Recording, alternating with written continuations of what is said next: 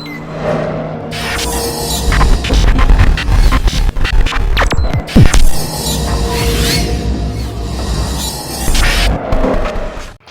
what's up guys, and welcome back to the VFX Masterclass. So in this part of the tutorial, we're going to be showing you guys how you can actually use the time effect in After Effects. Yeah, it's all about how you can actually control time, rewind times, fast forward time, slow down time, and do a lot of stuff with the time effect in preset effects in After Effects. So without further ado, let's get started.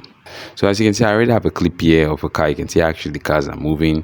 So let's say I want to apply the time remapping effect. This is what happens. So I'm just going to click on this clip, right click, and then go over to time and then enable time remapping. You can see now the stopwatch has actually been turned on. You can see time remap, and then you can see a keyframe at the beginning and also at the end. Now you might be wondering what this does. Now see, you can see how the clip is actually moving. Now just watch. If I should take this keyframe backwards here, now watch how the car is actually moving. Now gonna be moving. You can see everything's actually moving really fast compared to how it was before. Yes, everything's actually moving fast. This is because this keyframe is actually like the end of the clip, and this is like the beginning of the clip. So I actually drag the end of the clip to close to the beginning. Now that's why it's actually fast. Just like I ended a clip of how many seconds, like the clip is actually about 59 seconds, so I had to end it within 28 seconds. That's why everything is fast. But you can notice after this part of the clip, everything stopped working. This is because this other part is no longer needed, because we've already dragged everything from the end to this part to make it very fast. So that's how you can actually use the time remapping effect. Now that's not all you can do. You can actually use this to reverse time. Let's say, let me undo what I did. So let's say I want to reverse time. All I just have to do is click. You see this one here? I just have to click this and then bring this one at the ending to the beginning. So let's say I take this to the beginning, and then this is the one at the beginning. So I take this, and just like me changing the time. So if I should play this now, this is what you should get. You can see this clip, you can see all cars actually going back. Like I just easily did a reverse to this. Like this is really amazing, guys. You can actually use it to do a lot.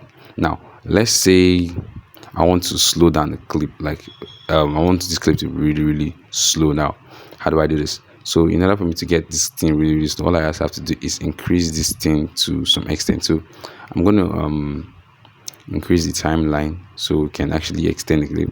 This is actually 43 seconds. I'm going to be making this like 54 or 58 seconds. Good. So now I have a lot of space here. So you can see how the clip is actually moving. So let me take this. Yeah. So now if I should play this now, you can see how it's getting a little bit slow. Like this is not slow enough. I need to get really slower than this. Let me increase the timeline to about 1 minute, so we'll have enough time to stretch everything. So let me take this out. So you can see the end. I'm going to take this to this part. So if we should play the clip now, you can see how everything is really slow. Like and you keep wondering, this part, there's a space here. If it gets here, the clip is still not done to the end. You can actually extend this so that you can actually see the rest part of the clip, because this is where it ends. Anywhere the keyframe ends, that's where the clip stops.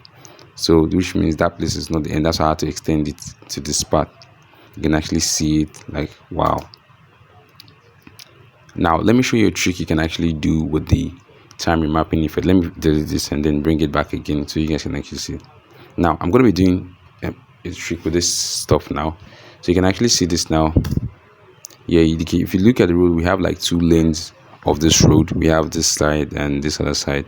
So now I'm going to show you a trick with this. Now I'm going to duplicate this stuff now. Now I'm going to be naming this one name as left, left, and then I'm going to be renaming this other one as right.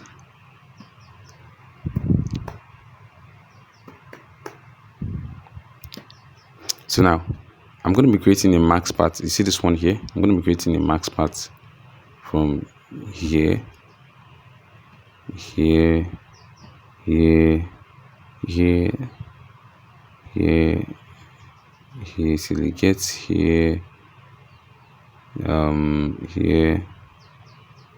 And then since the camera is not shaky or moving, this effect is going to work out well.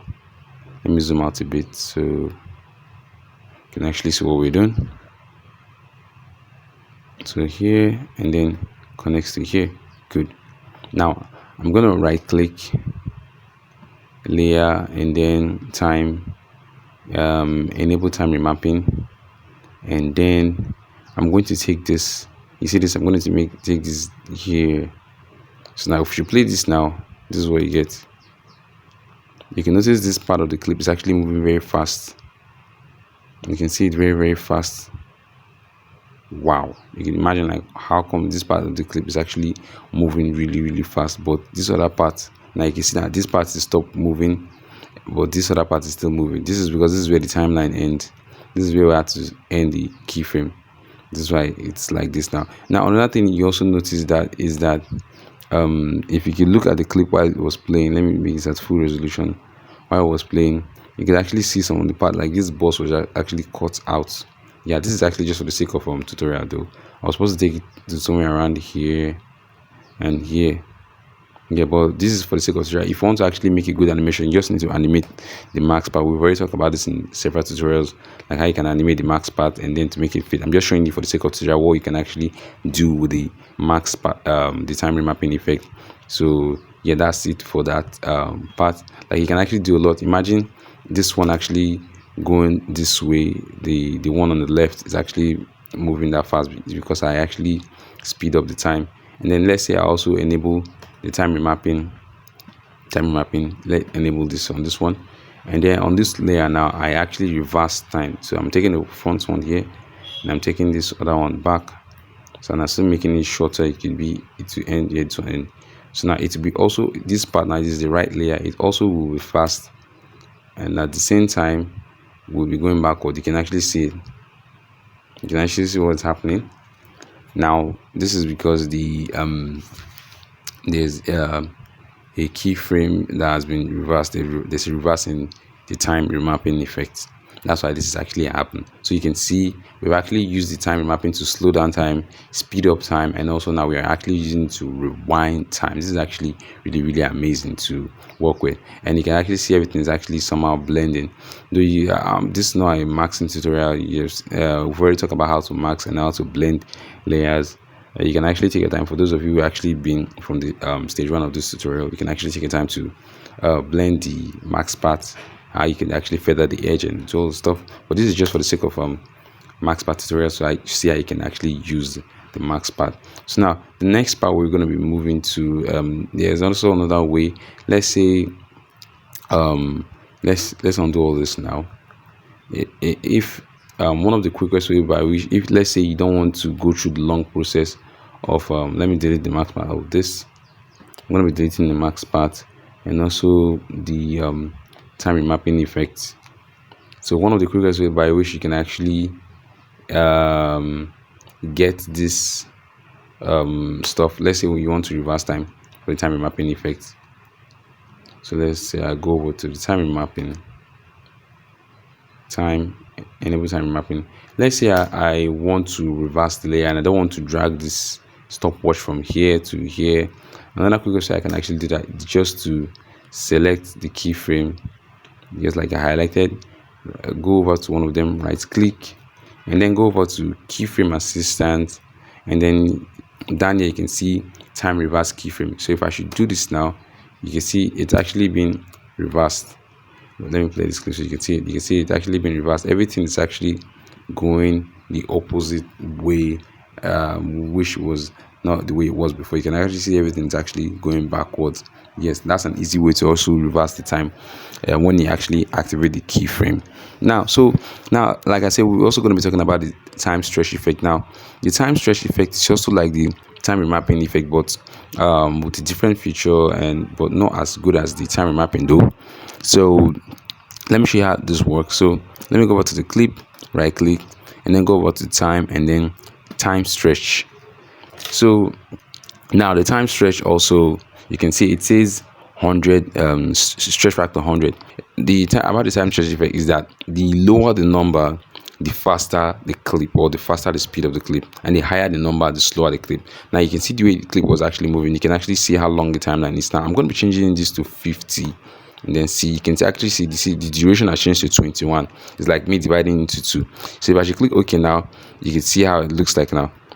You can see everything's getting a little bit faster than before, but it's not looking that fast like to a lot of people. Now watch what happens again when I actually decrease the time the more. So let me go back to time stretch, and then let me take this to about 20, and then you can actually see how it looks like.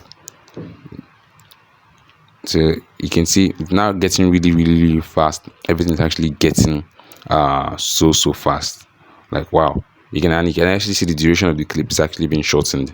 So now what happens if I actually increases the time stretch effect? Let's say I want to increase this to about 300. What happened? You can see that this stuff does not even fit the timeline because it has been extended. Let me play this now. It's what happens. You can see the clip is now getting really slow. Wow, everything is just slow, not moving fast. That's what happens, guys. That's what I was actually telling about. The higher the number, the slower the clip, or the speed of the clip, and then the lower the number, the faster the clip. So now that's it for that. So now let's head on to the next one. Now let's head on to the other parts of time control effects. Let me bring back the clip again. So if I should right click now and go over to time, you can actually see this. It says freeze frame.